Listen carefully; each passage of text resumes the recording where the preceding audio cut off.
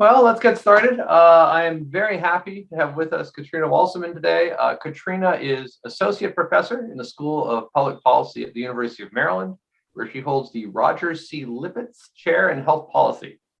She's published extensively on racial and ethnic inequalities in health and aging, educational gradients in health outcomes, and the role of place in shaping social inequalities in health across the life course. So it's kind of a perfect speaker for this series in many respects. She's also currently a PI on an RO1 titled State and Local Educational Context of Older U.S. Adults and their association with cognitive impairment and dementia. Katrina, just on a more personal note, I guess Katrina's work came to my attention while I was working on a PO1 that's going to be under review this fall. And I thought, man, she's already done all this cool stuff that I wanted to do.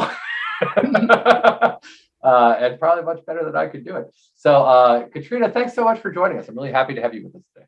And I'll also say we'll take clarifying comments as Katrina talks. You can put them in the chat or raise your hand. More substantive comments, let's hold for discussion after the talk. Great, thanks so much. There'll be a lot of time for questions at the end. I told Eric that I kind of went through the talk, and we'll have some time given that you guys saved about an hour and a half for us today. So don't worry about that. Okay, I'm gonna share my screen and let's see. And right now you're gonna see my pic. Wait, do you see it or it's not? We see the crab picture. Okay, the crab picture. All right. I was like, usually it like highlights with a little number, but it's not doing that for right now. Okay, let me start my slides. Okay. Everyone's seen the actual slides, not my notes? Yes. Okay, great. Don't want to have you guys see my secret sauce. All right, so good afternoon, and thank you again for inviting me to present some of my work today at your Center for Demography on Health and Aging. I'm going to share some of my most recent findings on educational inequities in the U.S. South before and after the Brown v. Board of Education decision, and how these educational inequities shape Black-white differences in cognitive function. And this is part of a larger research agenda in which I'm examining the role of state and local educational context on dementia risks among older adults. So before I begin, I want to acknowledge both the Alzheimer's Association and the National Institute on Aging for supporting this work, as well as my co-investigators who include Jennifer Alshire at the University of Southern California and Jackie Smith at the University of Michigan. She's my co-investigator who helps get me access to some of this HRS data that I need. And then my research assistants as well, Emily Abruzzi, Christiana Johnson at my former institution, and Kelsey Cooper-Smith all helped with either data extraction or other aspects of this particular project. So in the United States and globally, Alzheimer's disease and related dementias are of growing public health concern. And recent data indicate that 1 in 10 US adults age 65 or older have dementia. That's about 6 million older adults. So by 2060, this number is projected to double to almost 14 million people. National estimates also indicate stark and persistent race inequities in Alzheimer's disease. Black older adults report on average prevalence rates of Alzheimer's disease that are about 2 times higher than white older adults, as you can see in this chart here. Okay, so these inequities are also found when examining self-reported measures of global cognitive function, memory, and executive function. So for example, using data from the Chicago Health and Aging Project, Wu and colleagues found Black and white differences in cognitive health that were about 1/2 to 1 standard deviation in size. You can see these are plotted here in the chart in terms of the size of the Black-white disparity at age 75. Similarly, recent national estimates document lower levels of global cognitive function among Black compared to white adults in a slightly younger sample, so adults over 50 years of age. So this figure is from a recent Lancet article by Livingston and colleagues, and it was a review article about the kind of causes of dementia in older adults. And as you can see, educational attainment is one of the most important protective factors against cognitive impairment and dementia. They state that about 7% of the prevalence in dementia can be traced directly to differences in education. Though, as the figure on the left shows, education is also indirectly associated with many of the proximal factors that occur in midlife and later life. So you guys are probably familiar with this, that researchers hypothesize that education is so strongly related to cognitive health because education changes brain structure, it increases the number of synapses or vascularization in the brain, and that's what causes and creates cognitive reserve. And that cognitive reserve allows people to more effectively cope with increased brain pathology if it starts to occur, and therefore results in the delayed onset of clinical symptoms of impairment. Because Black older adults on average completed fewer years of school than their white counterparts, educational attainment's one of the most common explanations for why we find that Black older adults report poor cognitive function and have higher rates of dementia than their white counterparts.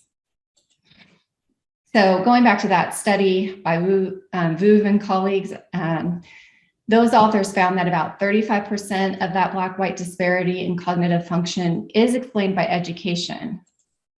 And they also found that more of the disparity was actually explained at higher levels of education. So they found about 17% of the disparity was explained when you're looking at people who had about 12 years of schooling, whereas about 58% was explained when you're looking at higher levels of schooling, such as 16 years of schooling or more.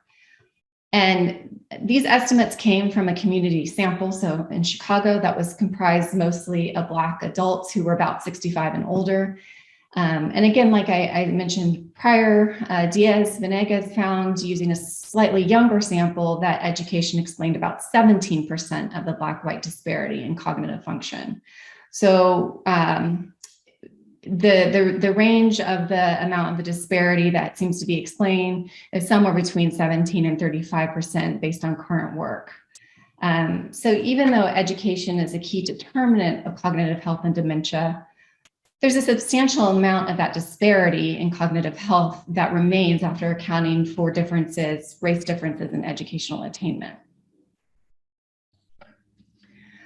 So it's possible that this remaining disparity is because of the measures that we use. So researchers have almost exclusively used attainment as the measure of education, but attainment captures just one aspect of education, quantity, and leaves other aspects such as school context and educational content unexamined. And this is an important limitation because educational context changed substantially across the 20th century. So in that short time frame, federal, state, local funding for public education increased sixfold. We know that the US Supreme Court declared that separate but equal schools were unconstitutional, and the US Congress passed a series of acts to provide additional funding to schools to revamp their science and math curriculum. That was in direct response to the Soviet Union reaching space. And so there was some flurry of activity around increasing kind of the readiness of our US school population to actually compete with the Soviet Union. And there was also other acts that were passed to educate poor children and children with special needs. And this is particularly in response to President Johnson's war on poverty in the 60s. So in a recent study that I conducted with my colleague and co-investigator, Jennifer Alshire, we explored whether these other aspects of education were related to trajectories of cognitive function, independent of educational attainment. And to measure educational content, we used retrospective reports of whether the respondents studied a foreign language in school or participated in creative arts, such as dance, music, drama. We also looked at whether they took a college preparatory course in high school compared to taking more general coursework or vocational coursework. And to measure school context, we used the respondents' reports of whether they ever attended a majority-minority elementary school or if their school was located in a rural or urban community. And you can see in the figure on the slide which provides an overview of what we found. So in this figure, you can see that the aqua line shows the difference from the mean trajectory of cognitive function for those who studied either a foreign language or participated in creative arts. And then that light purplish line shows the difference from the mean trajectory of cognitive function for those who attended a majority minority elementary school or a school located in a rural area. And then I included in the box the regression coefficients for educational attainment. So you can see the difference kind of in the size of the relationship between these different factors. And so what we found was that in models adjusting for both early educational experiences and educational attainment, the size of the relationship between measures of educational content and school context were approximately equal to the difference in the level of cognitive function between adults with some college and those with a college degree or higher. And so, although we weren't trying to examine or explain racial disparities in cognitive function in this 2020 paper, our results did suggest that the context in which schooling takes place matters. Perhaps because school context shapes how much time a student is in school learning or what kind of instruction they receive. And those factors might help to develop cognitive reserve and protect people from dementia later in life. Okay. So nowhere are these differences in school context more evident than in the Jim Crow South. And I have a map here showing where racial segregation in schools was required by law and where it was voluntary or not actually established either way. So before 1954, you can see that racially segregated schools were mandatory in all Southern states. And this de jure segregation led to large racial inequities in educational resources. There was also significant state variation in the allocation of those resources to Black and white segregated schools during this period, particularly as it related to school term length, so how much time people were in school, and how many days of instruction students received when they attended Black or white segregated schools. So it's important to note that about 80% of older adults who attended school during this time frame were educated in the US South, and particularly in the sample that we're going to be looking at today. So traditional measures of education, like years of schooling completed, may not accurately measure the amount of time that older adults spent in school, where they could build cognitive reserve, especially for Black older adults who grew up in the South during Jim Crow. So this first study that I want to focus on, its main aim was to determine if accounting for state and racial variation in school attendance better explained Black-white disparities in cognitive health outcomes than using a measure of self-reported years of schooling among a representative sample of Black and white older adults who attended school in the Jim Crow South. And this paper was recently accepted for publication in JGSS, so that should be available online shortly. Okay, so our first step was to actually answer or address the same, was to extract historical data on Black and white segregated schools in the 18 southern and border states, which includes the District of Columbia, that were under Jim Crow, as shown previously in our map of de jure school segregation. So this data was reported in the 1920 to 1954 biennial surveys of education of the United States, and that was compiled by the U.S. Department of Health, Education, and Welfare. And what we decided to do was exclude Missouri. That was the border state that was included from our analysis because it's not part of the US census defined southern region. And this would have caused some issues with our restricted data agreement with HRS. So the state of Missouri is not in our analysis. For this paper, we used two measures that reported at the state level during this period: the school term length in days and the average number of days attended by students. And both of these measures were reported separately for Black segregated schools and for white segregated schools. And they only include data from primary and secondary public schools.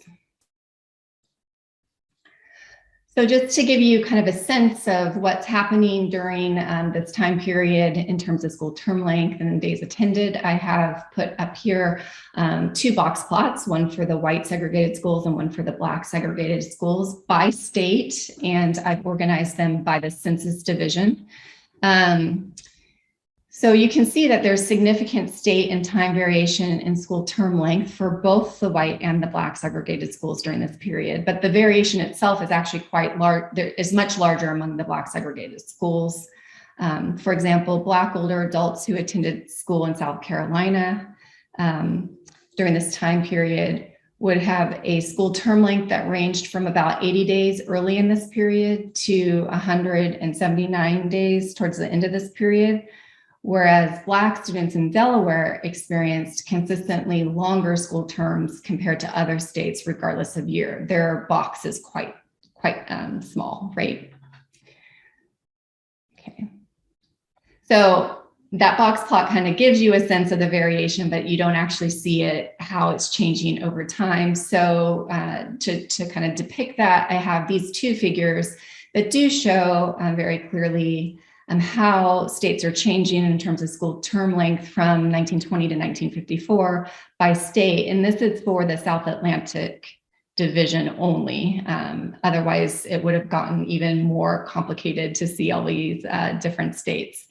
So what you can see is that by 1954, Southern states had school term lengths between about 160 to 180 days for Black segregated schools, and between 170 to 180 days for white segregated schools. So over time, the school term length was kind of coming together and reaching parity between the schools. They started off quite disparate in the beginning.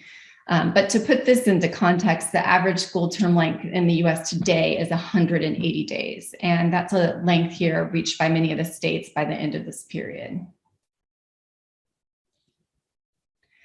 This slide shows the average number of days attended during the same period for students who were attending white segregated schools and for those attending Black segregated schools. So school term length captures how many days of school a student could at maximum attend in a given school year, but we know that not all students attend school for a full term. And so this one actually shows how many days of that school term people are actually attending on average between in this period. So again, you see significant variation in the average number of days attended for students in the South during this period. And again, that the variation is larger for students attending Black segregated schools. And here again is the South Atlantic division in terms of line plot. So you can see how this is actually changing over time.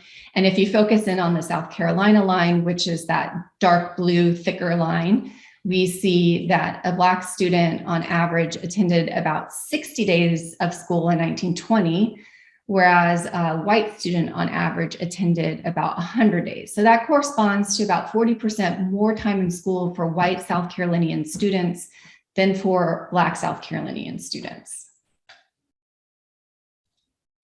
Okay, finally, these 2 box plots show the gap between the number of school days on average a student attended school in each state as compared to the number of days they could have attended school if they had attended school in the southern state with the longest school term length that year. So that's kind of like, what's the longest you could have possibly attended if you lived in the South in a given year? And I show these separately for white and Black segregated schools. Again, unsurprisingly, across the US South, Black students were in school fewer days on average than white students.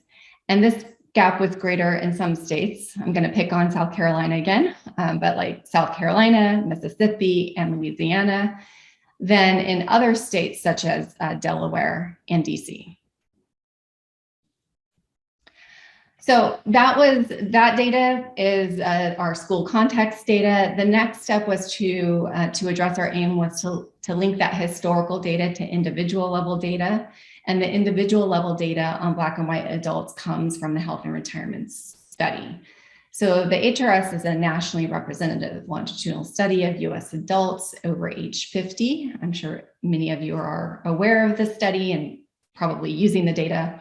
Since 1992, the HRS has conducted core interviews with age-eligible respondents and their spouses about every 2 years. And then every 6 years, they replenish the sample with younger cohorts. So what we did was we linked our data using a single measure from the HRS. In their baseline interview, the HRS respondents were asked the state where they lived when they were in school or around age 10. So after we linked our data, we restricted our sample to Black and white HRS respondents who reported residing in the US South when they were school aged. And who began primary school in or after 1919 and completed their primary secondary schooling by 1954. Then they also had to provide at least one observation on cognitive function from 1995 to 2016. And we picked these years because they provide the consistent measures of cognitive health. So prior to 1995, the measures that we used changed in the 1995 survey. So they were consistently measured from 95 onward. Our final analytic sample included 4,343 older adults, and that breaks down to 2,950 white adults and 1,393 Black adults. We had over 25,000 person period observations during this time period. So per our restricted data agreement, we could only describe respondents in terms of where they lived at the census division level. So that's what we do here in this map. And we have a map of where white older adults lived when they were children and a map where Black older adults lived. And you can see that for both, the predominant they predominantly lived in the South Atlantic region, although we see that 43% of white adults lived in South Atlantic division, whereas 53% of the Black adults lived in that division as children. And then the other one, they were kind of equally dispersed across the two other divisions, the East South Central and the West South Central division. In terms of when they were going to school, about a third of our sample completed school by 1939, a third by 1948, and about another third by 1954.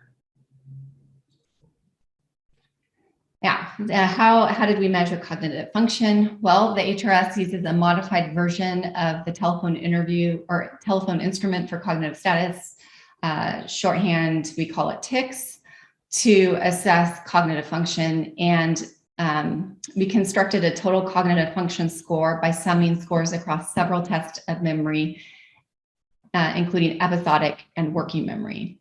And these subtests include an immediate word recall test of 10 common nouns, a delayed recall test that occurred approximately 5 minutes after they were first introduced to the respondent. It's the same 10 words, and they were asked to then recall them again after 5 minutes. And then a serial 7 subtraction test requiring respondents to subtract 7 from 100 5 times, so 100, 93, 86, etc. And a backwards counting test requiring respondents to count backwards as quickly as possible for 10 continuous numbers from the number 20. So 20, 19, 18, 17, 16. Scores ranged from 0 to 27. You can see there in the histogram on the slide that they were normally distributed for both the Black and the white older adults. However, you can tell just from how they are distributed that the mean level of cognitive functioning is lower among Black older adults than white older adults. So the white older adults are in purple and the Black older adults are in aqua. Okay, so we have the total cognitive function score, and then we looked also at the subscales, the episodic memory and the working memory subscales, because we thought that it's possible that education has different relationships to these subscales than they do to overall cognitive function, and we wanted to look to see if that was indeed the case. So episodic memory is created from 2 of the TIC subcomponents. That includes the immediate word recall and the delayed recall list of the 10 common nouns. And the scores ranged from 0 to 20. Again, you can see they're normally distributed, and what we find is that Black older adults have slightly lower scores on the episodic memory as well compared to white older adults. And finally, the working memory subscale, again, is comprised of those, the serial 7 and the backwards counting from the tick scale. The scores only range from 0 to 7. And you can see that they're somewhat clustered at the higher end of the distribution for white adults in the purple bars, and slightly more evenly distributed for Black adults, who are indicated in the aqua bars. Okay, so how did we measure education? We used several measures of schooling to construct our education variables. First, the HRS respondents were asked how many years of schooling that they had completed, and this was a range from 0 to 17, so continuous variable.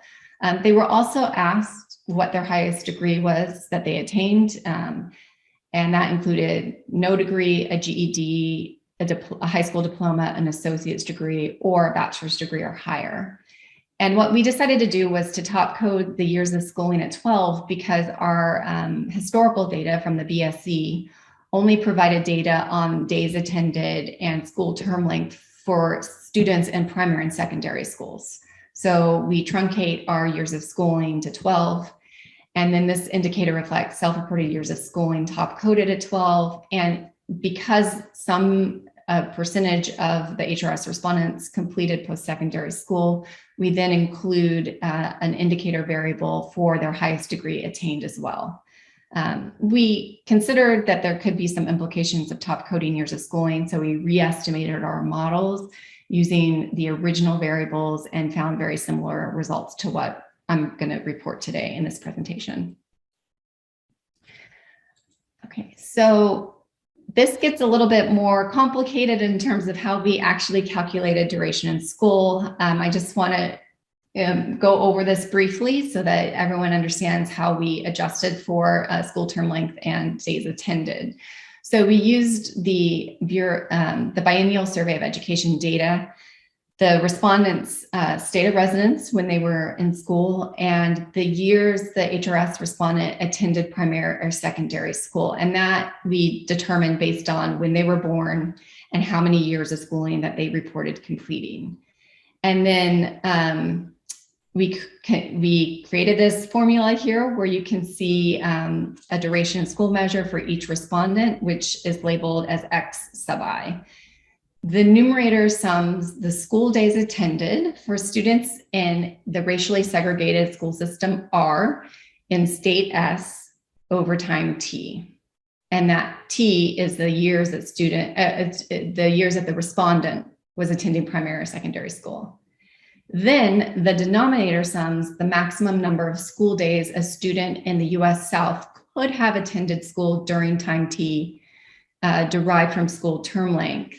And that term length is based on the longest term length available in the US South during in a given year, right? So that we are able to compare apples and apples instead of apples and oranges. We then take this term, multiply it by the self-reported years of schooling for respondent I, which of course we had top coded at 12. You can see here in the table just an example of what this might mean. So the first one is the state of Alabama. We calculated that a white adult who lived in Alabama and attended school from 1920 to 1928 because they had completed 8 years of schooling and they were born in 1914, that they would have attended 914 and a half school days or 4.4 years.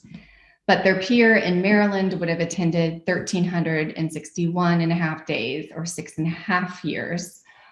You also see that the total days of school based on maximum term length is the same because we use the state with the longest term length, and there it is 1,676 days.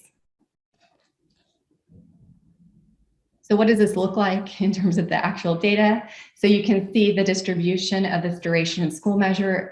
It's pulled down, obviously, from the self-reported years of schooling.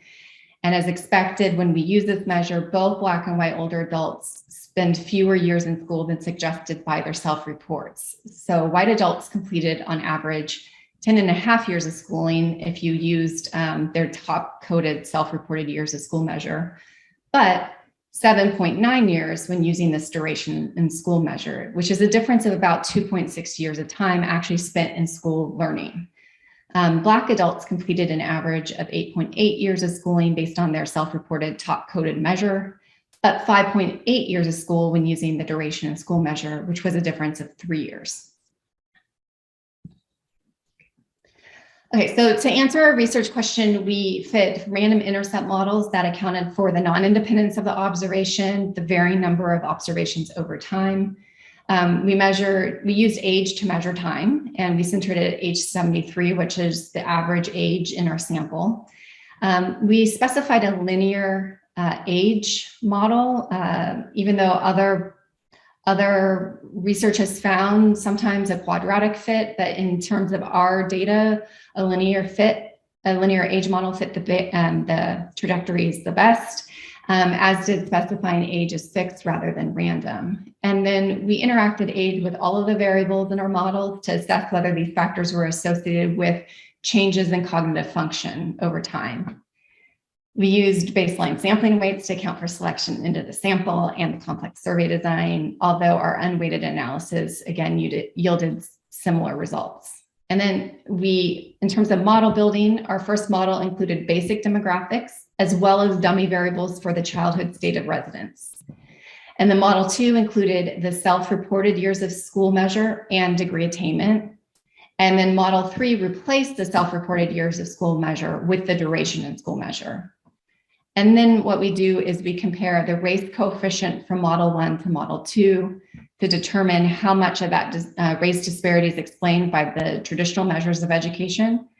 And then we compare the race coefficient between model 1 and model 3 to determine how much of the disparity is explained by our duration of school measure.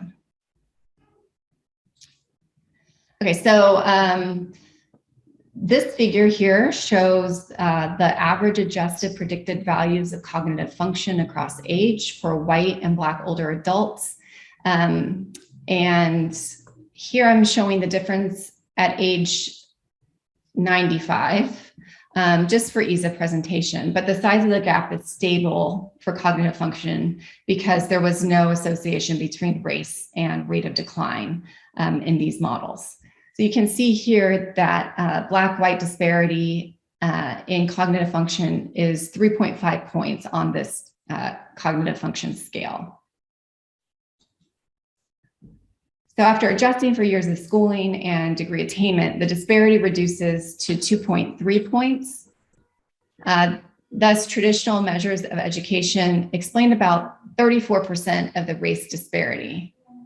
Note also that the adjustment almost entirely occurs because Black respondents' level of cognitive function is higher after education is included in the model. So as expected, part of the reason why Black older adults experience lower levels of cognitive function than whites is because of lower levels of education. So in our third model, we include duration in school, and that adjusts for the years, adjust our measure of years of schooling by the number of days that the respondents likely attended school given their state, race, and when they were enrolled in school. And here you can see that the disparity is now 1.76 points, and that the duration in school measure explains about 49% of the race disparity. So I did this also, we looked at this for episodic memory and for working memory, and what we found is very similar. So in this case, for episodic memory, the disparity at age 95 was 1.4 points. Once we adjusted for years of schooling, the gap reduced, and it explained about 37 to 39% of the race disparity, depending on age, because there was an interaction between race and age for episodic memory. And then finally, for duration in school, when we use that measure, we see an even smaller race disparity. and that it explained about 50 to 57% of the race disparity across age. And in our working memory trajectories, we're finding, again, something very similar. About 2.1 point difference on the working memory score at age 95. And that declines to about 1.4 points once we include years of schooling, which is about a third of the race disparity. And then when we include the duration of school measure, it's about 45 to 48% of the race disparity here. So this is just a summary slide that shows you the comparison between how much of that race disparity was explained for each of our cognitive measures, cognitive function, episodic memory, and working memory, for our traditional years of schooling measure and for our created duration in school measure. So the years of schooling are the purple and the duration in school is kind of the aqua color. And you can see that consistently across our measures, duration in school is explaining almost a half of the race disparity, whereas the years of schooling is explaining about a third.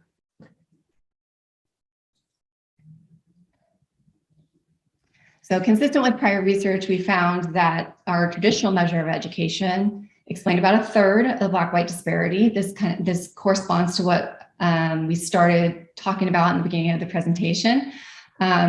This seems to be due in part to the fact that traditional measures of education do not account for the severe race inequities in the education system that were in place during the Jim Crow South, which resulted in Black students spending fewer days in the classroom being educated. Although education, either measured as years of schooling or duration in school, attenuated Black-white differences in the level of cognitive functioning, episodic memory, and working memory, it was generally unrelated to decline. And that mirrors prior research that finds that education is more consistently associated with level of cognitive function than it is to decline in cognitive function. We contend that part of this inconsistency might be due to the use of an imprecise measure of years of schooling that serves as a proxy for social and racial stratification rather than, or maybe perhaps in addition to, early educational experiences. So our measure of duration in school better aligns with the amount of instruction that students likely received and could tap into those skills that actually build cognitive reserve early in life and that preserve cognitive performance later in life. And it also accounts for some of the institutionalized race inequity in the amount of instruction that's provided to Black and white students during the Jim Crow era.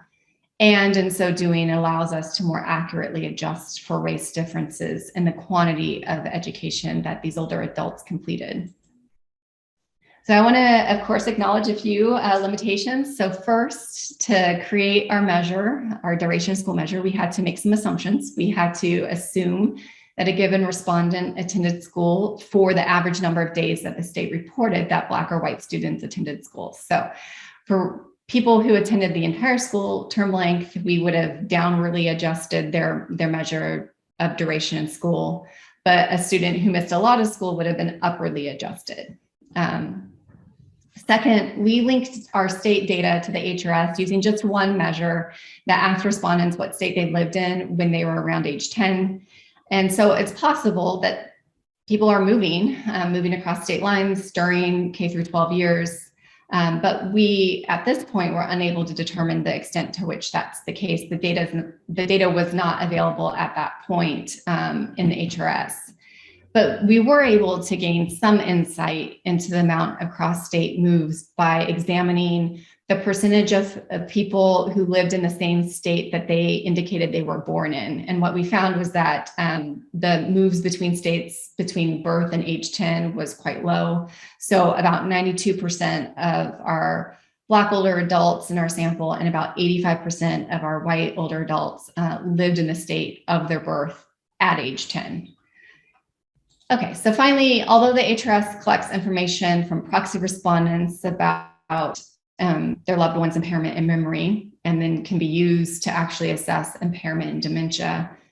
You can't actually incorporate that into the TICS measure or the summated scores. So our trajectories are able to follow people until they're unable to complete the TICS measure. And so they're likely underestimating declines in cognitive function. So the other thing that we have to consider is the fact that our results are likely cohort and context specific. As you recall from the figures that I showed early in the talk, the length of school attendance between Black and white students was reaching parity around 1954 when Brown v. Board of Education was decided. And by that time, most states had similar term lengths. So disparities in quantity of schooling may be less important for cohorts that were going to school after Brown was decided and after Jim Crow ended, whereas so in that case, quantity might be less important for them. Other things might be more important for those cohorts, like the quality of education, context, and content. Some of those factors that I mentioned in the earlier paper that I did with Jennifer Alshire. So our findings, however, highlight the importance of using historically informed measures of schooling when trying to understand the role of education in shaping the cognitive health of older adults.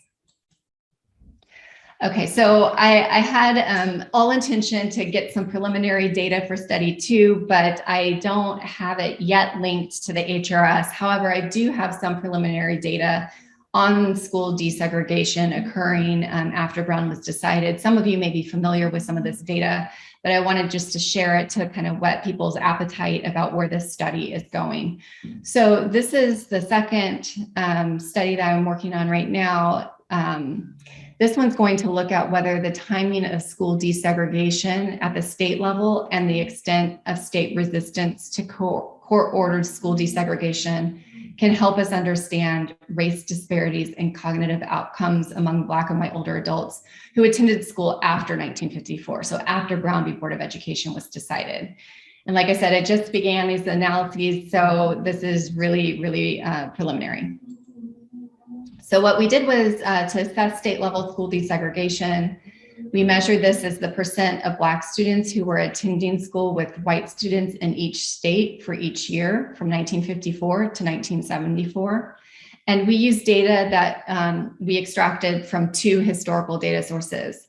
A 1967 report that was published by the Southern Education Reporting Service that details school desegregation in 17 Southern states, and the border state of Missouri from 1954 to 1967. And then for those years after 1967, the US Census abstracts.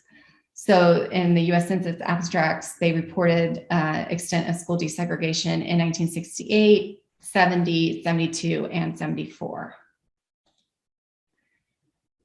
So in order to figure out how much resistance was occurring in a given state, one way you could look to see how active in terms of court cases, how many court cases were actually being filed in each of these states. And thankfully, someone had already compiled this data. John Logan and Deirdre Oakley compiled all of this data from different records, including the Department of Justice, the NAACP Legal Defense Fund, and some other historical documents, and they made it available on their website. And so I was able to download this data, and I'll be able to link it to the health and retirement study as well.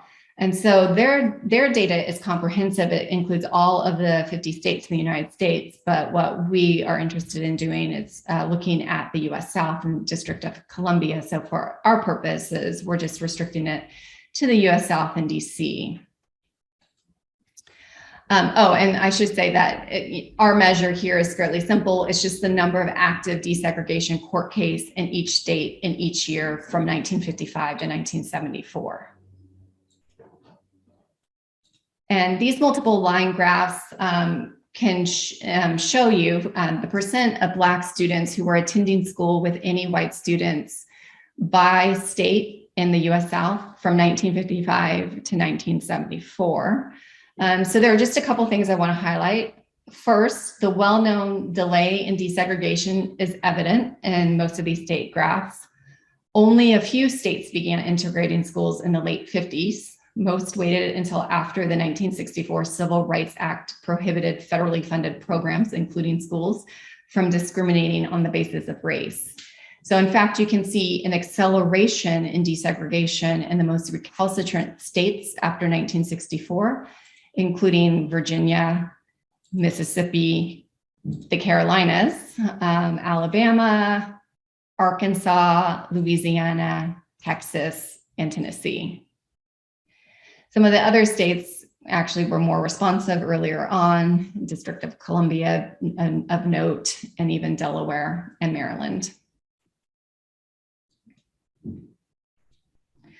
And this multiple line graph shows the number of active desegregation court cases during the same time period for the Jim Crow South. You can see that there's a number of states that had few to no active desegregation cases throughout this entire time period, including DC, Maryland, Oklahoma, Kentucky, and West Virginia. But several other states had modest and significant numbers of active court cases during this time. And in some of these states, the cases actually accelerated in the mid to late 1960s. This makes sense because this was after the Civil Rights Act passed and gave people gave it some legislative teeth in terms of trying to address the fact that these states were dragging their feet to desegregate schools. So our next step is going to be to link the school desegregation data to the HRS using, again, the information on either the respondent's date of birth or their state of residence at age 10. We're going to try and look at the difference between people who moved during this time period versus the people who stayed in the same state. And this is going to allow us to answer questions about how the timing of school desegregation shapes later impairment risk. So we were thinking about how exposure to state level desegregation at the start of elementary school, so around when they're 6 to 8 years old, and how that's related to impairment and dementia, and whether it's more influential if desegregation is happening then versus, say, if it happened in the start of their middle school years, for instance. And we can also use individuals' self-reported data on their attendance at a racially integrated school, which became available as part of the Life History Mail Survey collected by the HRS in 2015 and 2017.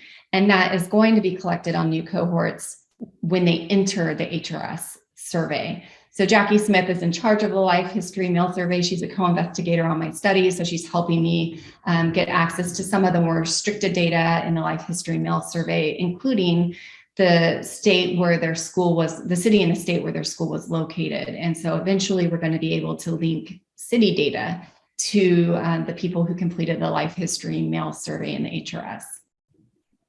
And so this is going to help us, at least as it relates to the school desegregation paper. We're going to be able to look at interactions between state level desegregation and individual students' exposure to school desegregation on their later life health. So how these two sources of desegregation actually are influencing impairment later in life. So in short, we have a lot to keep us busy for the next several years. So that's all I have at this point. But to close, if anyone's interested in learning more about the data or collaborating on a future project that uses this data, please feel free to reach out to me. Obviously, there could be ways to actually support work through administrative and diversity supplements at the NIA, and I'm always happy to discuss that possibility. So thank you, and I look forward to your questions.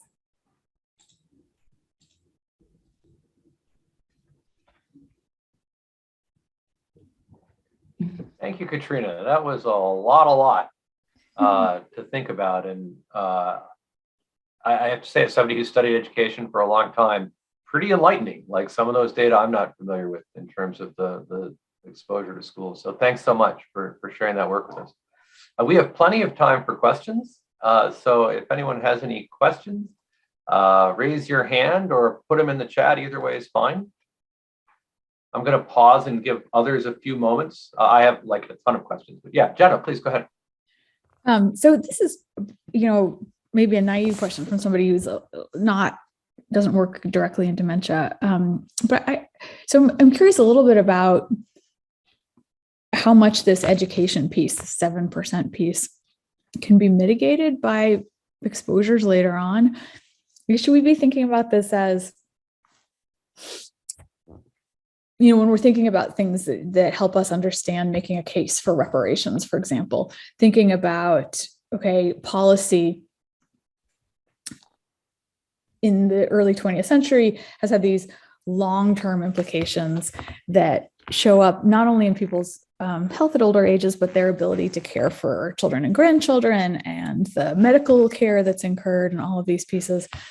And so I guess I'd like to hear your thoughts on, how you think about this as, look, this is the costly legacy of, a racist education regime, or if that's part of the story, but also we know more now about how dementia can be mitigated by additional education opportunities as people age. Yeah. So that Livingston paper in Lancet did talk. I say educational attainment is probably the most important early life factor, if not the most, like the strongest predictive factor for later dementia, and all of the things that they listed there, right, including midlife exposures. But a lot of the midlife exposures are, in fact, outcomes of educational attainment. So it's though. So the 7% is more like the direct effect, but there's also. I was curious about the apportioning of this. And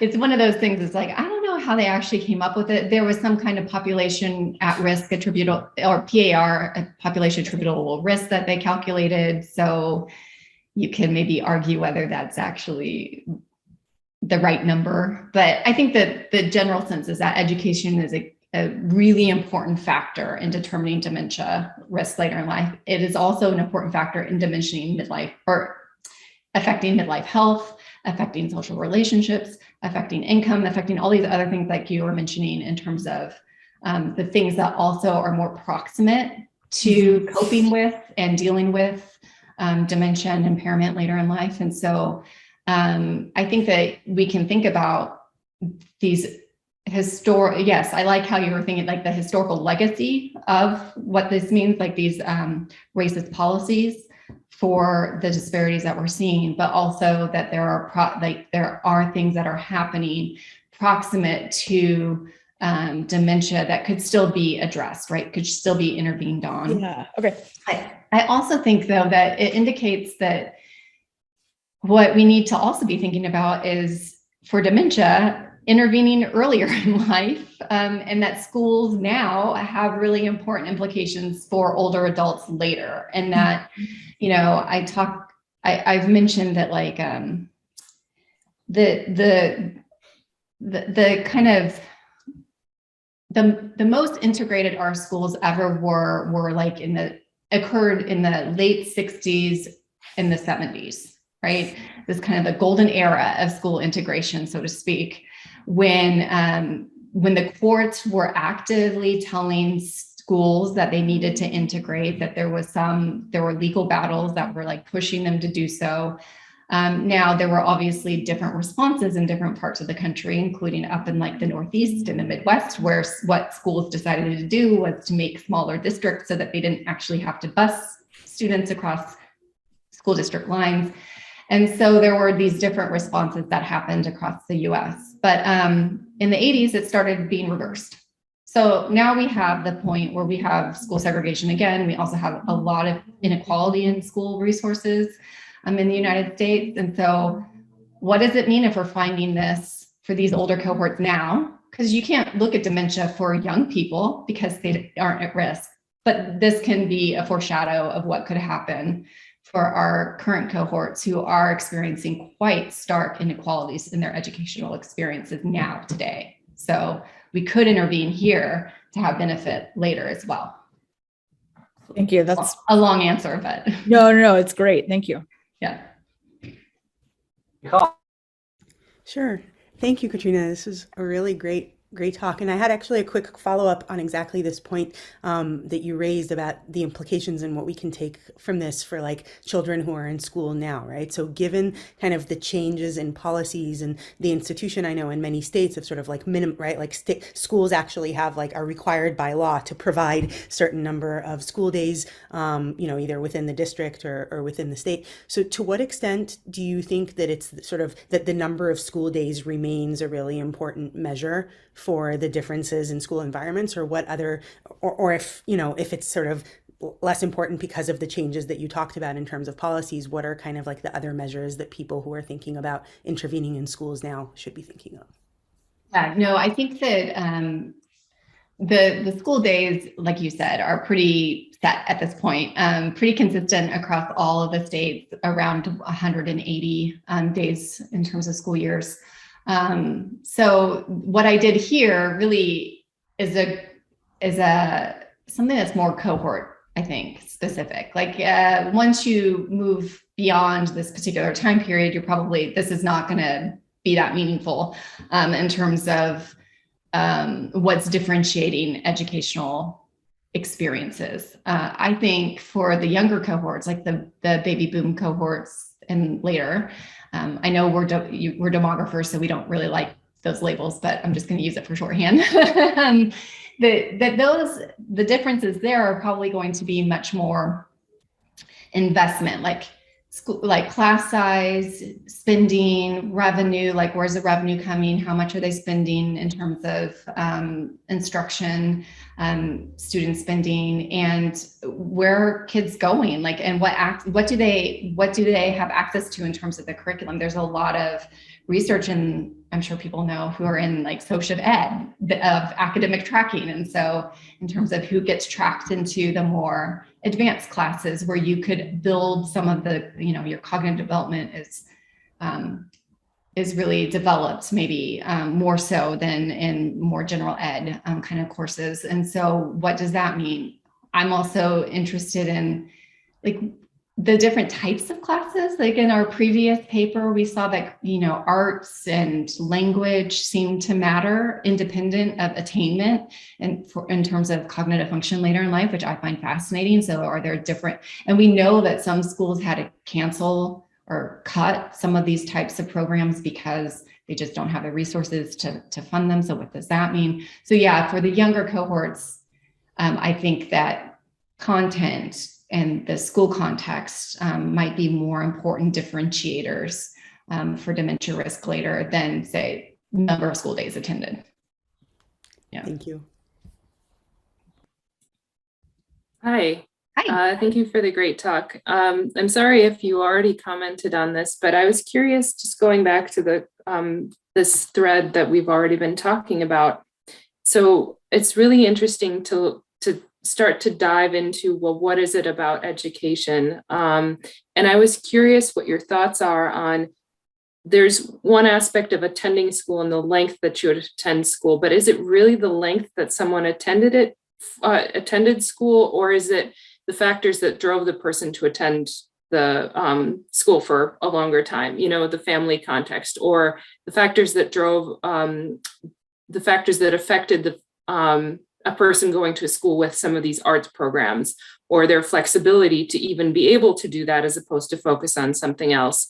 So I'm wondering if you can comment on that, and then what your thoughts are on maybe the next steps to looking at that relationship. Yeah, great. So yes, I think that there are definitely family background kind of characteristics that select people into different types of schools and different types of educational experiences. And in that paper that I published with Jennifer Alshire in 2020, we did adjust for a lot of childhood background information, their SES, their parents' education. I can't remember what else, but definitely the father's employment, I think maybe was another one that we adjusted for. And so all of those associations we found were independent of those family background characteristics. And then in this particular paper on the Jim Crow South, we also adjusted for parents' educational attainment. So a smaller select number of controls, but did adjust for parents' education. And it does, so what you saw there was the disparity that remained after we accounted for parents' educational attainment. If you don't include parents' educational attainment, the disparity is obviously larger.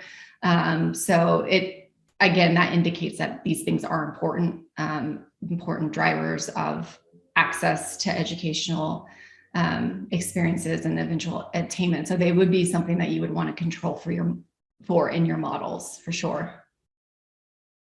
Does that answer your question? Yeah, I just wanted to get your general sense of the drivers. I mean, we're all interested in what is it about education. I mean, that's what you're going for. And I was just curious about, is it, thinking about education itself, the process of going to school and developing that versus some of these separating out these contextual factors, which you are already attempting to do through this, through your research. So I was just interested in that extended discussion. Yeah, no, that I'm glad you repeated it because it made me think of this. So I think that so what is it about education? And I do think that it is something more than just how many years of school, how many years you spend in school. And it's probably more than just your parents' genetics or your parents' SES, that there's something inherent about actually being in school and learning that's important for brain development. And that, I don't know, it's kind of a black box too, though. We don't really know. And I think that there's a lot of opportunity for us, if we're interested in education and dementia as an outcome, to really think about and dig into what is it about education that seems to have such long-lasting implications for cognitive function? And is it that we learn through schooling how to deal with, say, losses of small losses of ability, as we get older, we're able to compensate better for some of these losses because we've learned skills in school to do that? Or is it that our brain has more, some of the theory is that there's greater vascularizations, there's greater connections that are made in the brain. Therefore, you are able to lose some of that before you see impairment versus people who don't have as much school. So I think that there's a lot of opportunity to really try and dig into the actual reasons for this relationship that we haven't quite done, because we've been looking at it at the population level, and it's kind of a black box, so to speak. So.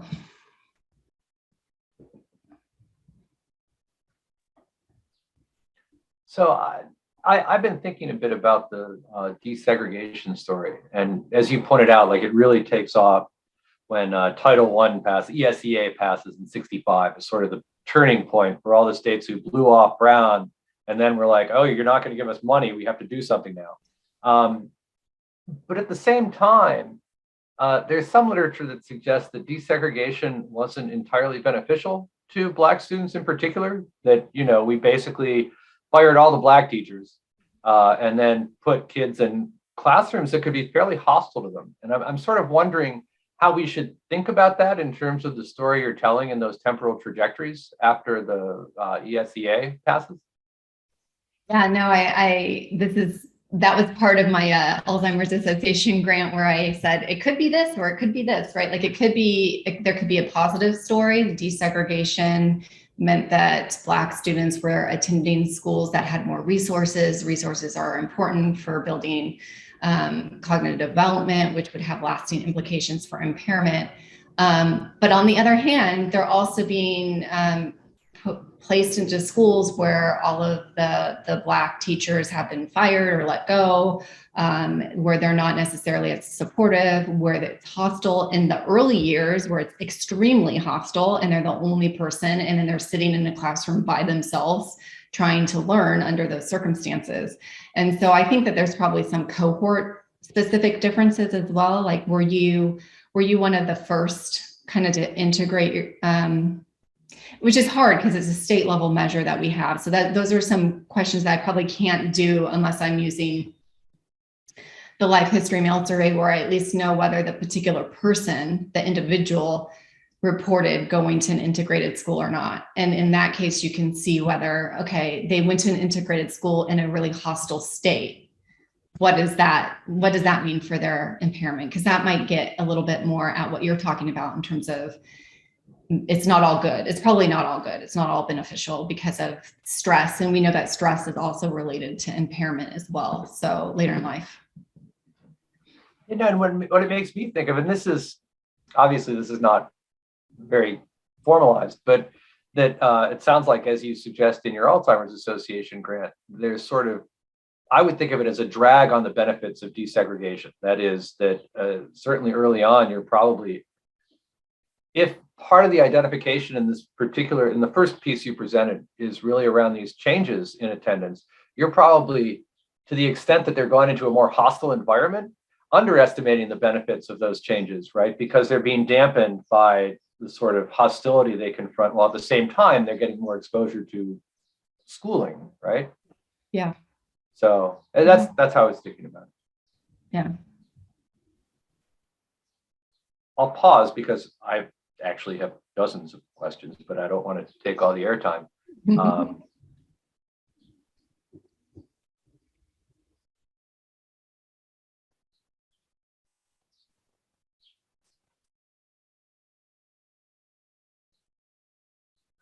Okay, then. So you've also, I was pretty disciplined. You offered a few times this notion of school resources at play. Can you tell me a little bit more about that? And I'm also thinking about, you know, the Coleman report in '66 was this behemoth of a report that was mandated, one of the few reports mandated by Congress, and didn't find big resource differences among schools attended by Black and white students, although there were huge ones between South and not South schools.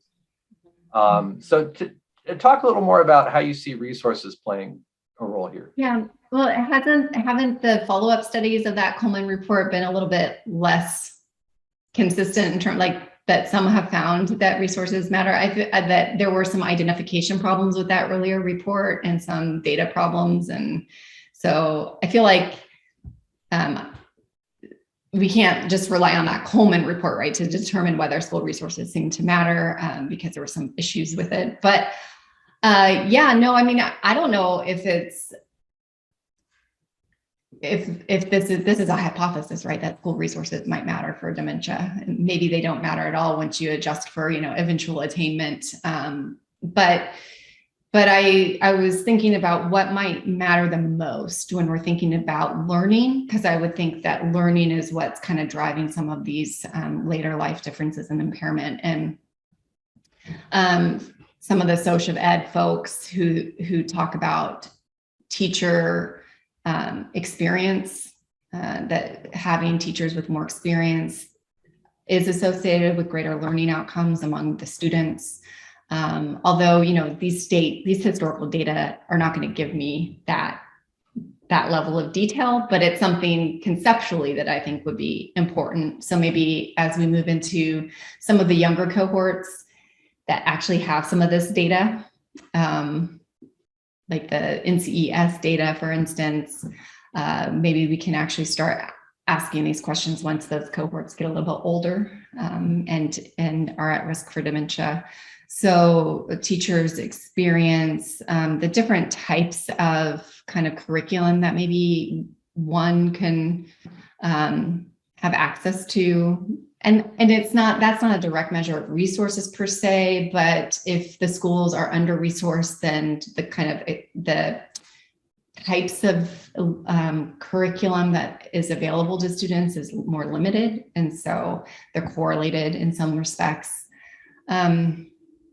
But yeah, I'm interested in things like having an art program or having foreign language or having, you know, more of these advanced coursework. Does that seem to matter? Maybe it doesn't matter as much because those things are happening in high school. Maybe it's what's happening in, you know, elementary school that matters the most, because that's when the brain is really kind of going through the growth, and cognitive development is really enhanced during that particular time, like developmental stage. So those are some of the things I'm thinking about. Of course, like the data that's available is a lot more limited. And so what we can actually answer is going to be dependent on what kind of data we can collect for this. Yeah, it totally makes sense. Yeah. And I would actually put in a plug for, and I think you sort of hit on it when you talked about the teachers, right? It's not so much the experience necessarily as the just the teacher value added, right? Like there are differences in the quality of teaching. And I agree, those are like super hard to get data on, particularly for older cohorts. Yeah. Basically, we know how much they got paid. Oh. And what the size of their classes were. So like pupil teacher ratio and like what their annual salary was and how much spending was happening per pupil, where the revenue was coming from. I mean, that's actually an interesting measure too, because we're doing some initial kind of assessment, and it seems that the source of the funding seems to matter. At least we're not talking about like, we haven't looked at it as it relates to the outcome, but more in terms of how these things are hanging together as a measure of educational quality. So the source of revenue, is it at the state? Is it the local? Like what percentage of the revenue is coming from local versus state? And I think that there's some indication that the source matters in terms of inequality as well. So yeah, we're more limited in what we can study, but you know, we're gonna try and do our best with the data that we have. Yeah. Katrina, I wonder if I can jump in with a quick question, and I might have missed you talking more about this in the beginning, so I apologize if so, but I was wondering if you could talk a little bit more about the focus on the South versus what we might learn from the North. Like obviously Jim Crow, right, and the enormous kind of historical legacy and the research evidence about how different experiences in the South were, but you know, that's obviously not to say that there wasn't and isn't racism in northern states as well and in school. And so I'm just wondering, is it a data issue that sort of the South and the way in which things were so institutionalized gives you just more leverage to look at it, or are there ways in which you could expand this work to think about, you know, including northern states and the kind of particular formations that structural racism took there? Yeah, it's a great question. So we have data on all 50 states, but we only have like an average measure, right? So like, we know that segregation was happening throughout the 50 states, and it wasn't de jure, it was de facto, but it still was occurring, and that there was inequities in terms of educational resources, but they didn't report it by that level of detail for the other states outside of the South. So in the South, from 1920 to 1954, those biennial reports did give like 5 metrics across Black and white school systems. So the term length, the days attended, I think for some of the years, teacher salary, but not all of the years, and the class size. And then, you know, like class size, because you know the number of the teachers and you know the number of the students, so you can construct that measure. But that was it. And then after 1954, they stopped reporting it by that, which is why I have to turn to these desegregation data, because I'm pretty sure their response was, we're not going to report by segregated school systems because now the Supreme Court has decided that it is illegal or unconstitutional. And so we're not going to get into trouble. So we're just going to not report it. So then the data doesn't exist. And the only reason why that report that I got the desegregation data from is the Southern Education Reporting Service. So they weren't reporting even that data to the Department of Ed. And they didn't start getting forced to report that level of detail until the 1960s, was it 7 or 68 Civil Rights Act? That there was the civil rights data collection effort that was required, where they collected this information, which is now collected on a regular basis. So we have it for all schools even now, right? Like there's a whole different set of measures that they collect. But yeah, so part of it is we are going to look at state level education context for the whole cohort of the HRS in the 48 contiguous states. but we have to, the problem is it's going to be limited because we're not going to be able to account for inequities across systems. And so it's going to end up being averaged pretty much. So it is, yes, to answer your question, a data issue.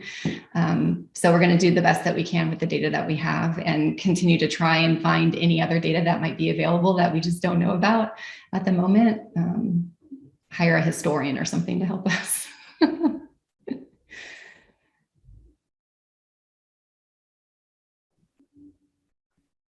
I'm going to ask you one more question, and then I'm going to hold my other questions for when I get to meet with you in a little bit. Okay.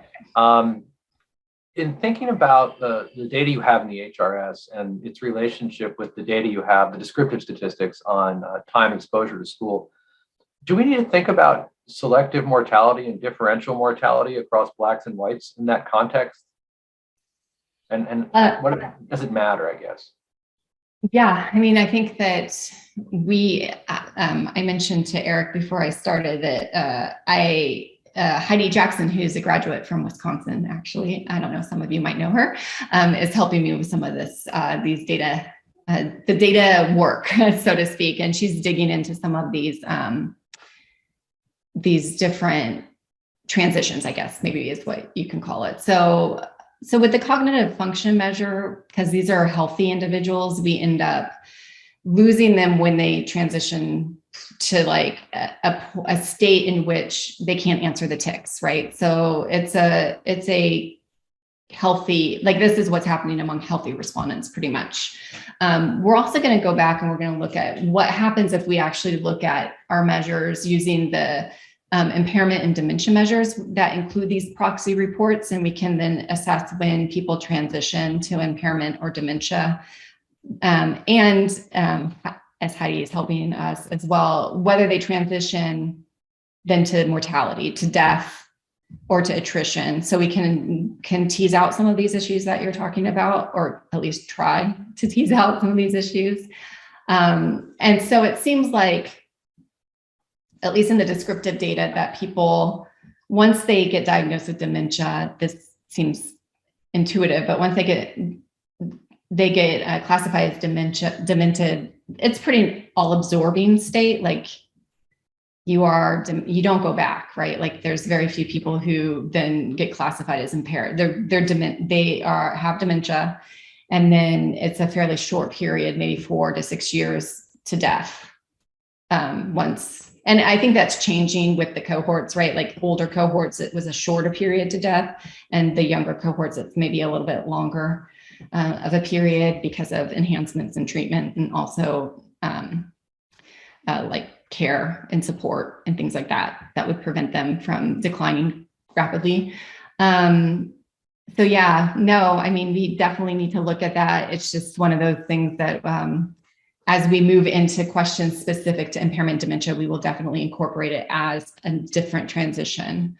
And whether that matters or how that helps us better understand the Black-white disparities, because we do know that Black older adults will end up showing impairment much earlier in the life course than white older adults. So in their 50s, more so than in their 60s. So we need to think about what that means for these disparities. Yeah. Thanks, Katrina. Yeah. Before we end, does anybody else have a question they'd like to pose? Okay, please join me then in thanking Katrina for an excellent talk. Thank you so much. I look forward to meeting with individual folks who are signed up. So.